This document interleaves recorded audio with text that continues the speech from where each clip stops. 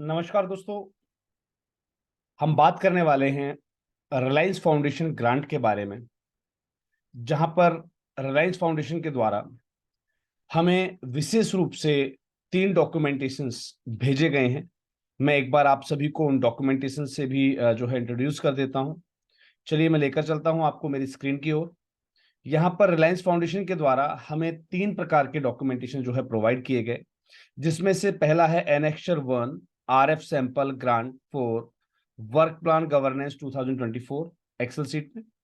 Secondary है हमारे पास annexure 2 RF and ME reporting 2024 excel sheet में। और थर्ड है हमारे पास ESA grant program request for proposal 2024 docs format में। राइट, चलिए जी बढ़ते हैं इन तीनों जो है डॉक्यूमेंटेशंस की तरफ। डाउनलोड्स में चलते हैं। हमारे पास तीनों डॉक्यूमेंटेशंस अवेलेबल हैं। राइट, सबसे पहले डॉक्यूमेंटेशन पर हम नजर डाल लेते हैं, जहां पर रिलायंस फाउंडेशन के द्वारा इस कंप्लीट ग्रांट एप्लीकेशन के बारे में सारी जानकारी दी गई है। यानी कि ये रिक्वेस्ट फॉर प्रपोजल है, inviting proposal for education and sports for all ESA grants, right, cycle 2024। आपको बताया गया है कि ग्रांट क्यों इनवाइट की गई है। ड्यू डेट 3 नवंबर इसमें स्पेशल रूप से जो है मेंशन की गई, यानी कि जिस दिन आप इस वीडियो को देख रहे होंगे सेम डे इसकी लास्ट डेट रहेगी। राइट, इसमें आपको बताया गया है कि इस ग्रांट साइकिल के अंदर आपको 15 लाख रुपए तक की जो है ग्रांट रिसीव होती है। इस बात पर आपको ध्यान रखना है कि 15 लाख रुपए की ग्रांट है। आपका जो प्रपोजल है वो 15 लाख के अंदर होना चाहिए। इस डॉक्यूमेंटेशन को सबमिट करने के लिए यहाँ पर एक मेल आईडी से भी हमें जो है परिचित कराया गया है। संबंधित मेल आईडी पर हमें जो है इस मेल को सबमिट, अपने डॉक्यूमेंटेशन सहित इस एप्लीकेशन को, अपने RFA को, रिक्वेस्ट फॉर प्रपोजल को आपको सबमिट करना है। राइट, चलिए ये जानकारियां नॉर्मल रूप से हमें प्रोवाइड की गई हैं। राइट, अब इसके अंदर हमें जो मुख्य जानकारियां दी गई हैं वो दी गई है आपकी request for proposal, timeline and cover letter. उसके बाद आपका education and sports status in India, about Reliance Foundation education and sport for all ESA grant cycle 2022 और 23 के बारे में डिस्कस किया गया है। What we seek to support, eligibility criteria for जो है applicant organisation, selection criteria, deliverables, grant amount और टाइमलाइन। उसके बाद प्रपोजल फॉर्मेट। चलिए बारीकी से एक बार सही पर नजर डाल देते हैं। Status of education and sports in India के बारे में बताया हुआ, वो जनरल सी चीज है, आप इसको जो है गूगल सर्च भी कर सकते हैं। अबाउट रिलायंस फाउंडेशन देखिए, किसी भी संबंधित ग्रांट एजेंसी के बारे में, किसी भी संबंधित ग्रांट एजेंसी को अप्लाई करने से पहले उसके बारे में जान लेना बहुत बेहतर होता है। तो मेरा आप लोगों से निवेदन रहेगा कि ये जो ग्रांट जो आपको प्रपोजल रिक्वेस्ट दी गई है, इसको आप पहले ध्यान से पढ़ लीजिएगा, रिलायंस फाउंडेशन के बारे में ध्यान से पढ़ लीजिएगा, जिससे कि आपको अपने प्रपोजल को लिखने में आसानी रहेगी। राइट, उसके बाद रिलायंस फाउंडेशन का एक education and sport for all ESA के बारे में आपको जानकारी दी गई है, जो कि 2010 में लॉन्च किया गया था। ये एक ऑब्जेक्टिव है, इनिशिएटिव है जो है रिलायंस फाउंडेशन का। इसके अंदर ये किस चीज को सपोर्ट करते हैं, सारी जानकारी यहाँ पर जो है दी गई है। और अभी तक 30,000 से ज्यादा, सॉरी 3 लाख से ज्यादा जो है अंडर प्रिविलेज जो चिल्ड्रंस हैं उनको स्ट्रेंथन किया गया है इस पर्टिकुलर संस्थान के द्वारा। राइट, ग्रांट साइकिल 2024 के बारे में यहाँ पर जो है बताया गया है कि इसके लिए आपसे आवेदन जो है आमंत्रित किए गए हैं। What we seek to support, ये आपसे क्या सपोर्ट चाहते हैं। Right, leveraging technology and innovation in education and sports. Right, education and और स्पोर्ट्स में इनोवेशन और लिवरेजिंग टेक्नोलॉजी को ये लोग जो है आपसे एक्सपेक्ट करते हैं। enhancing learning and sport capabilities of the student and capacity building of educator providers। Right, जो स्पोर्ट एजुकेशन प्रोवाइडर्स हैं उनकी कैपेबिलिटी एनहेंसिंग पर और स्टूडेंट्स की लर्निंग एनहेंसिंग पर जो है आपका जो कंसेप्ट है वो बेस्ड होना चाहिए। Using skill based learning for children with special needs, जो चिल्ड्रन स्पेशल नीड्स के साथ रहते हैं, यानी कि स्पेशल चाइल्ड जिन्हें हम बोलते हैं, उनकी स्किल बेस्ड लर्निंग के ऊपर आपका जो है प्रोजेक्ट फोकस होना चाहिए। Right, leveraging grass root sport to provide opportunity and deliver lesson in life skills, आपको स्पोर्ट्स के अंदर अपॉर्चुनिटीज प्रोवाइड कर रहा हो आपका ऐसा प्रपोजल आपको जो है सबमिट करना है। एलिजिबिलिटी क्राइटेरिया के अंदर संस्था जो है रजिस्टर्ड होनी चाहिए। संस्था एक non profit foundation, trust, section 8 company, society कुछ भी हो सकती है। राइट, आपके पास एक ट्रैक रिकॉर्ड होना चाहिए डॉक्यूमेंटेड पिछले 3 साल का, राइट, सिमिलर प्रोजेक्ट्स के ऊपर, यानी कि आप जो है स्पोर्ट्स एंड एजुकेशन पर आप पिछले 3 साल में आपने जो भी वर्क किया उसका एक रिलेटेड आपको डायग्राम इसको जरूर प्रोवाइड करना है, right. Implementation period of the project, जैसा कि इसमें बताया गया है कि आपका जो प्रोजेक्ट है वो 12 महीने से अधिक नहीं जाना चाहिए, राइट। तो आपका इम्प्लीमेंटेशन पीरियड वगैरह जो सब चीजें वो मेंशन होनी चाहिए, और 12 महीने के अंदर आपका पूरा डेमोन्स्ट्रेट होना चाहिए पूरा project with the abilities of outcomes, यानी कि उसके आउटकम्स भी आपके जो है 12 महीने के अंदर निकल कर आ रहे हों, राइट। चलिए जी, सिलेक्शन क्राइटेरिया क्या कहता है इनका, evaluation shall be based on the following parameters, इन पर्टिकुलर पैरामीटर्स के ऊपर आपका जो एवेल्यूशन है वो जो है फॉलो किया जाएगा। Reach and impact of the propose project, आपके प्रपोज प्रोजेक्ट के रीच क्या है, कितने ज्यादा लोगों तक वो रीच होता है, उसका इंपैक्ट कितने ज्यादा लोगों तक पड़ता है, इस पर आधारित रहेगा। Use of innovation delivery models, आप किसी भी इनोवेटिव जो है मॉडल पर वर्क कर रहे हैं या टेक्नोलॉजी का यूज कर रहे हैं तो उसको जो है वरीयता दी जाएगी। Presence of a strong monitoring evaluation and learning framework, आपका एक स्ट्रॉन्ग मॉनिटरिंग होनी चाहिए प्रोजेक्ट के ऊपर, इवेल्यूएशन उसका स्ट्रॉन्ग होना चाहिए, एक लर्निंग फ्रेमवर्क होना चाहिए आपके प्रपोजल का, राइट, और एक वेल डिफाइंड और स्पेसिफिक आउटकम्स के साथ आपका जो है प्रपोजल होना चाहिए, उसके उस पर आधारित होगा आपका सिलेक्शन, राइट। डेरिवेबल्स, आपको जो है monitoring evolution and learning plans जो है आपको रिलायंस फाउंडेशन के साथ जो है शेयर करने हैं, और आपको इसकी रिपोर्ट जो है क्वार्टरली बेसिस पर या एनुअल बेसिस पर भी जो है सबमिट करनी होगी, राइट। ग्रांट अमाउंट की अगर हम बात करते हैं तो यहां पर रिलायंस फाउंडेशन आपको ऑफर कर रहा है 15 लाख रुपए की ग्रांट, राइट, इस पर्टिकुलर साइकिल के लिए। आगे अगर वो साइकिल आपके साथ कंटिन्यू करते हैं तो सेम वही जो है आपका कंटिन्यू होता रहेगा। Timeline and submission of instruction, आपको संबंधित दी गई मेल आईडी पर इस प्रपोजल को सबमिट करना है और रात्रि 12 बजे से पहले कर देना है जिस दिन आप इस वीडियो को देख रहे होंगे, यानी कि 3 नवंबर 2023 को, राइट। किसी भी केस में अगर कोई डेट वगैरह एक्सटेंड होती है तो संबंधित चैनल पर ही हम जो है आपको सूचित कर देंगे कल मॉर्निंग में एक वीडियो के माध्यम से, राइट। लेकिन अब ये याद रखिएगा कि आपको जो है आज की डेट में इस प्रपोजल को जो है सबमिट कर देना है। यहां पर कुछ करेक्शंस हैं तो इसको आप गलत मत कर दीजिएगा। reliancefoundation.org तक ये मेल आईडी है, इस पर ही आपको जो भी रिलेवेंट आपके क्वेरिफिकेशंस है या कोई क्वेश्चंस है आपके, तो वो आपको यहाँ पर आप पूछ सकते हैं। अब बात करते हैं प्रपोजल की। प्रपोजल किस वे में हमें सबमिट करना है। सबसे पहले हमसे पूछा गया हमारे प्रोजेक्ट का टाइटल, हमें अपने प्रोजेक्ट का एक यूनिक टाइटल देना होता है, ध्यान रखिए। यूनिक टाइटल आपको सिखाया गया, आपका प्रोजेक्ट टाइटल यूनिक होना चाहिए। संस्था का, एप्लीकेंट ऑर्गेनाइजेशन का आपका नेम, संस्था के बारे में एक ब्रीफ पैराग्राफ आपको यहां पर प्रोड्यूस करना है, right. Name of the chief executive person या हेड ऑफ ऑर्गेनाइजेशन, संस्था के हेड का या फिर जो चीफ एग्जीक्यूटिव पर्सन है, राइट, उनका आपको जो है यहाँ पर आपको नेम और कॉन्टेक्ट डिटेल जो है वो आपको देनी है। कॉन्टेक्ट डिटेल आपको जो है ऑफिस की देनी है, रजिस्टर्ड ऑफिस एड्रेस की, point of contact, email, contact number, ये सारी जानकारियां अगर आप यहाँ पर फिल करेंगे तो ज्यादा बेस्ट रहेगा, राइट। किसी भी जानकारी को आपको छोड़ना नहीं है। ये प्रपोजल जो आप फॉर्मेट मिलता है ये आपको वर्ड फॉर्मेट में मिलता है, तो आप इसको अपनी जरूरत के हिसाब से घटा बढ़ा सकेंगे, राइट। इसके बाद सेकंड जो पार्ट है उसके अंदर हमसे पूछी जाती है हमारे प्रोजेक्ट की डिटेल्स, यानी कि बैकग्राउंड एंड प्रॉब्लम स्टेटमेंट, यानी कि पीछे आप क्या कर रहे थे इस संबंधित सेक्टर के अंदर और उसमें आपकी प्रॉब्लम स्टेटमेंट्स क्या क्या हैं, उनसे आपको यहां पर परिचित करना है रिलायंस फाउंडेशन को। एंड प्रपोज सॉल्यूशंस, और साथ ही साथ आपको बताना है आपके प्रपोज सॉल्यूशंस के बारे में भी कि इससे संबंधित आपने क्या सॉल्यूशन सोचे हुए हैं, राइट। उसके बाद आपके इस प्रोजेक्ट का ऑब्जेक्टिव क्या रहेगा वो आपको जो है डिस्क्राइब कर देना है। देन आफ्टर आपको इसके एक्सपेक्टेड रिजल्ट्स और आउटकम्स के बारे में चर्चा करनी है, यानी कि इस प्रपोजल पर वर्क करने के बाद आपके एक्सपेक्टेड रिजल्ट्स क्या रह सकते हैं, आपके प्रपोज एक्सपेक्टेड जो है आउटकम्स क्या रहेंगे इस प्रोजेक्ट से रिलेटेड, वो आपको यहाँ पर अलग अलग मेंशन करने हैं। रिजल्ट्स को भी अलग से मेंशन करना और जो है आउटकम्स को भी, राइट।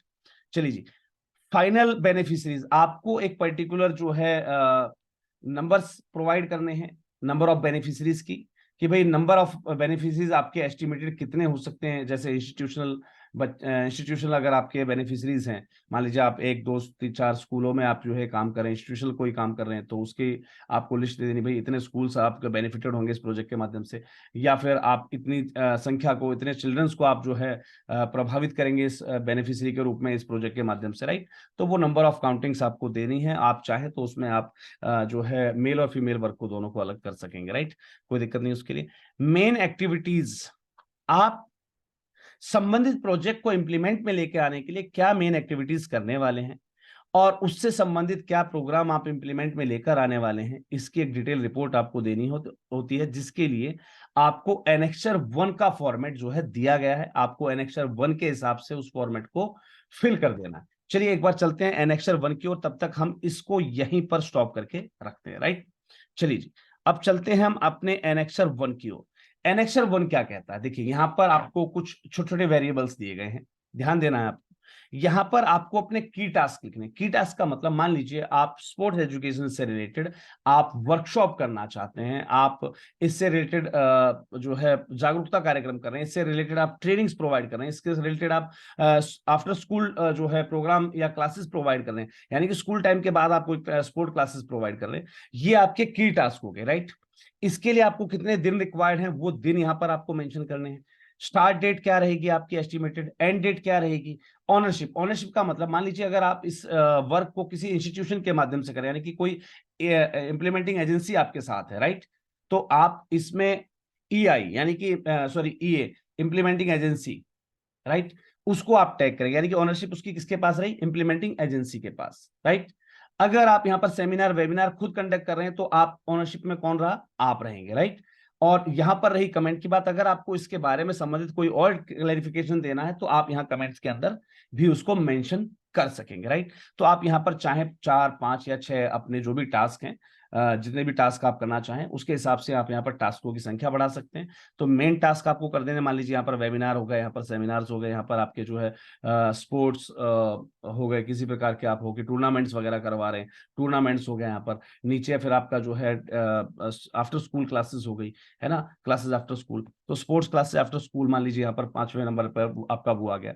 अब करना क्या है, आपने प्रोजेक्ट कब स्टार्ट करना है और प्रोजेक्ट एंड कब करना है। ध्यान दीजिएगा, यहां पर ये जो ग्रांट आपको मिल रही है 2024 के मिल रही है, तो कोशिश कीजिएगा आप जनवरी से स्टार्ट कीजिएगा इस प्रोजेक्ट को। एस्टिमेटेड जो आपका प्रोजेक्ट स्टार्ट डेट है वो जनवरी से स्टार्ट होनी चाहिए, जनवरी 2024 से।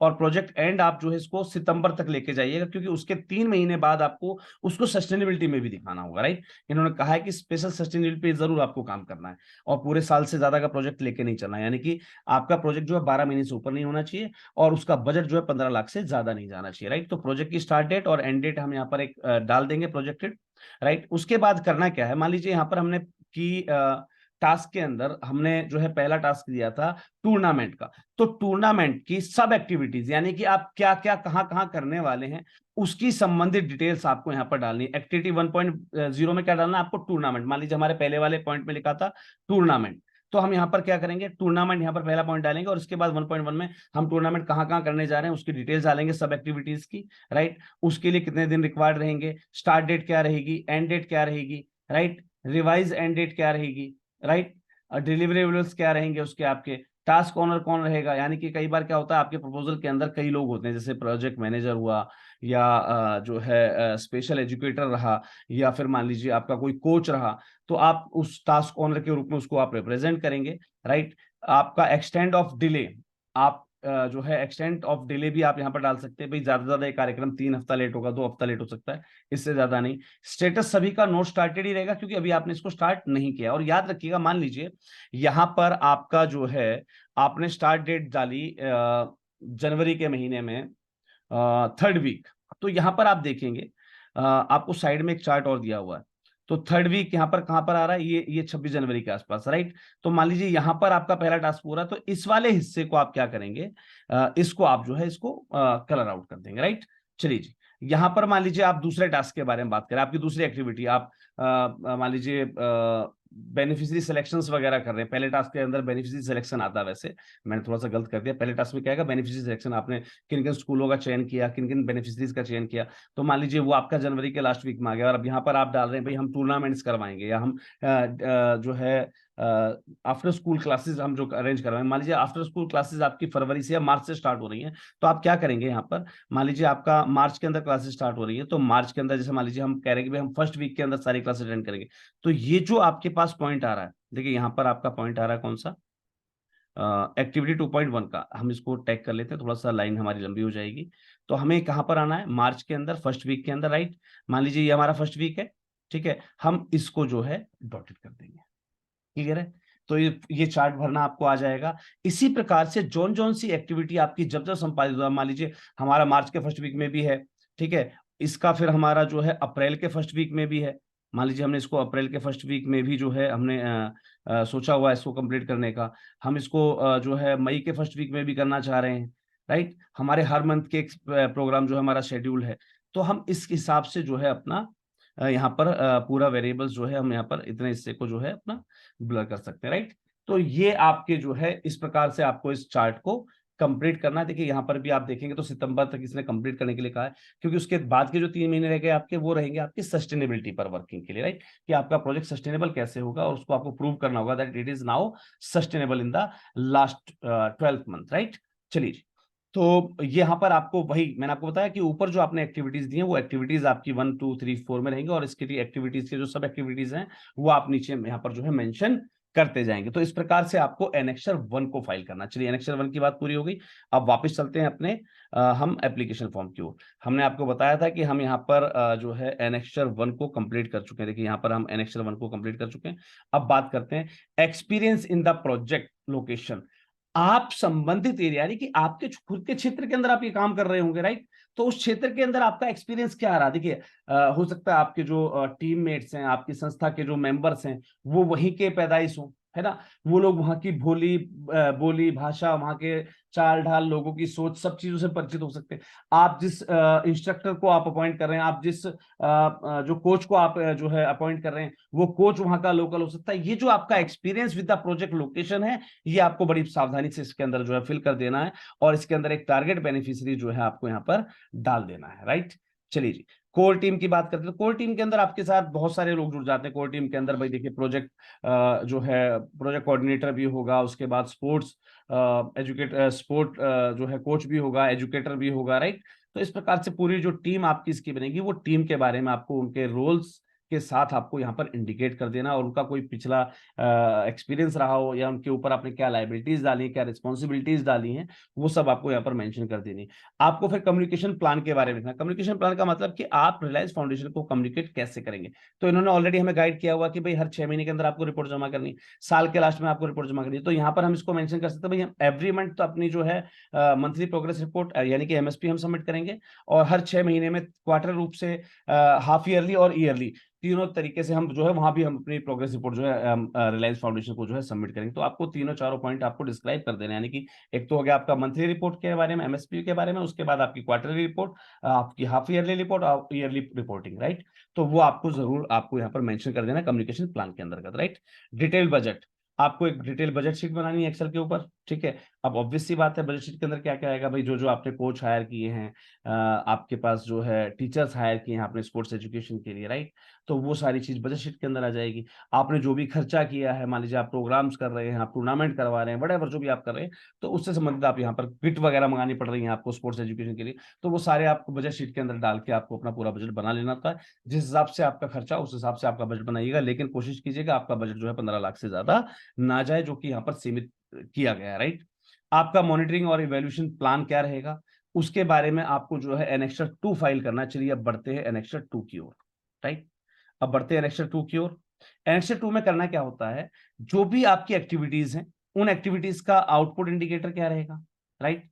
आपके जो आउटकम है उसका डिस्क्रिप्शन डालना, उसके इंडिकेटर डालने, राइट। अब जो आप इंपैक्ट लेकर आ रहे हैं, आपकी आपकी प्रोजेक्ट के आउटकम्स और इंपैक्ट होते हैं, राइट। इंपैक्ट का डिस्क्रिप्शन डालना और उसके इंडिकेटर डालने, बस ये 3 चीज आपको यहां पर फाइल करनी है। इससे ज्यादा कुछ भी नहीं है एनेक्सर 2 के अंदर, राइट। चलिए चलते हैं अपनी स्क्रीन की ओर वापस।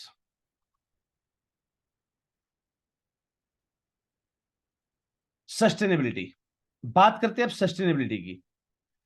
हमारा प्रोजेक्ट सस्टेनेबल कैसे रहेगा, इससे संबंधित हमें अपनी पूरी गाइडलाइन यहाँ पर थोड़ा सा जो है 2-4 लाइनों के अंदर हमें जो है डिस्क्राइब कर देना है कि भाई क्या हमारे पास सॉल्यूशंस हैं और इसके क्या बेनिफिट रहेंगे, जिससे कि इस प्रोजेक्ट के क्या बेनिफिट रहेंगे, जिससे कि आगे जो है अपने आप सेल्फ सस्टेनेबल हो जाएगा। ये जानकारी आपको अपने प्रपोजल के अंदर देनी, इसके अलावा कोई भी अन्य जानकारी प्रपोजल से संबंधित यहाँ पर नहीं मांगी गई है।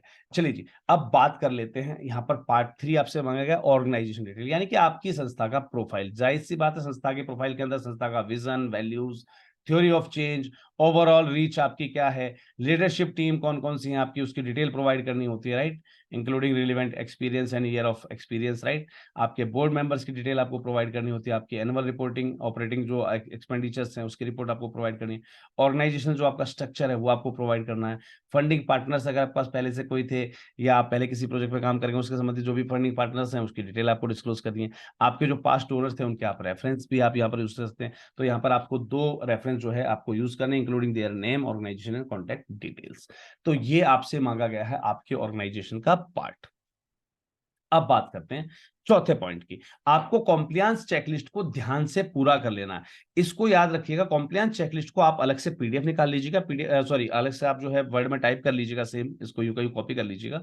यहां पर आपको ऑर्गेनाइजेशन, आपकी संस्था रजिस्टर्ड है, यस कर दीजिए, यहां पर रिमार्क में कर दीजिए डॉक्यूमेंटेशन या रजिस्ट्रेशन सर्टिफिकेट अटैच्ड, राइट। आपको यहां पर करने are any of your activity are the political और रिलीजियस इन नेचर, क्या आपकी कोई पॉलिटिकल या रिलीजियस नेचर की एक्टिविटीज हैं आपकी संस्था में, तो आपको यहाँ पर जैसे नो करना है तो नो कर देना है। अगर आपका यस है तो यहाँ पर आपको जो है बायोलॉज की कॉपी अटैच करनी है, आप नो करें चाहे यस करें, लेकिन बायोलॉज की कॉपी अटैच करना अनिवार्य है, राइट। चलिए जी, रजिस्ट्रेशन आपको यस और नो करना है, यहाँ पर आपका जो है आप अटैच विद द प्रपोजल आप यहाँ पर जो है लिख सकते हैं। डिटेल ऑफ स्टैट्यूटरी रजिस्ट्रेशन, आपको रजिस्ट्रेशन की डिटेल डाल देनी है और इसके साथ आपको एक स्कैन कॉपी जो है रजिस्ट्रेशन सर्टिफिकेट की आपको इंक्लूड कर देनी है। यहाँ पर अपना अपना पैन नंबर फिल करना है और उसका पैन की कॉपी अटैच कर देनी है। आपको 12 ATG का अप्रूवल यहाँ पर मेंशन करना है, यस और नो, और आपको उसकी स्कैन कॉपी जो है अपलोड कर देनी है। इसी प्रकार से ये सारे सेक्शंस आपसे मांगे गए हैं। 35AC, ठीक है, इसकी आपको जरूरत नहीं है, नो कर दीजिएगा, कोई दिक्कत नहीं है, राइट। आपके पास लास्ट इनकम टैक्स रिटर्न आपकी फाइल हुई है, यस, स्कैन कॉपी अटैच कर देनी, राइट। आपके पास जीएसटी है क्या, नहीं है, अगर है यस कर दीजिए, नहीं है तो नो कर दीजिए। और आप अगर नो कर रहे हैं और आप यहाँ पर मेंशन कर सकते हैं भाई can produce with in the ultimatum of 15 days, right. अगर जरूरत पड़ती है तो हम उस स्थिति में जो 15 दिन के अंदर जीएसटी हम अपना प्रोड्यूस कर सकते हैं, राइट। तो यहाँ पर अगर आपके पास रजिस्ट्री जीएसटी है, अगर आप इसको नो कर रहे हैं तो आपको जो है कोई दिक्कत नहीं है, अगर आप यस करें तो आपको यहाँ पर कॉपी उसकी अटैच करनी पड़ेगी। एफसीआर की डिटेल पूछी गई है, अगर आपके पास है तो आप यहाँ पर डिटेल्स भर सकते हैं, अदरवाइज इसको आप जो है ब्लैंक छोड़ सकते हैं, नॉट एप्लीकेबल छोड़ सकते हैं, राइट। इसके बाद आपकी सीएसआर एक्टिविटीज के लिए अप्रूवल, आपके पास सीएसआर रजिस्ट्रेशन नंबर यहाँ पर फाइल करना है और उसको कॉपी इसकी अटैच कर देनी है, राइट।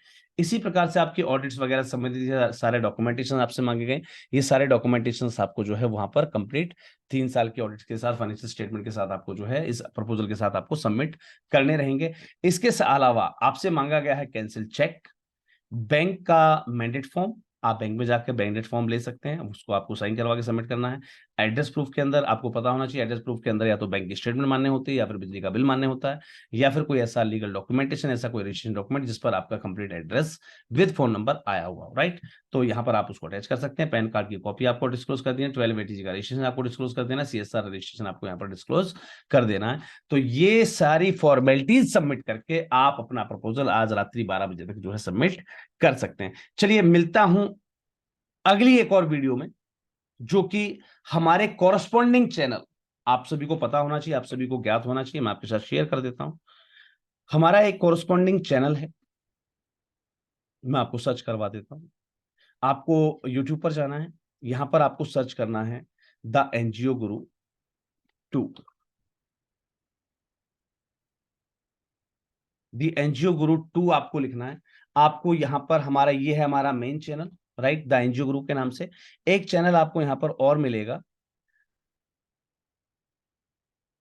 द एनजीओ गुरु, अगर डायरेक्टली नहीं मिलता तो आप यहाँ पर जो है ट्रू लिख सकते हैं, TRUE।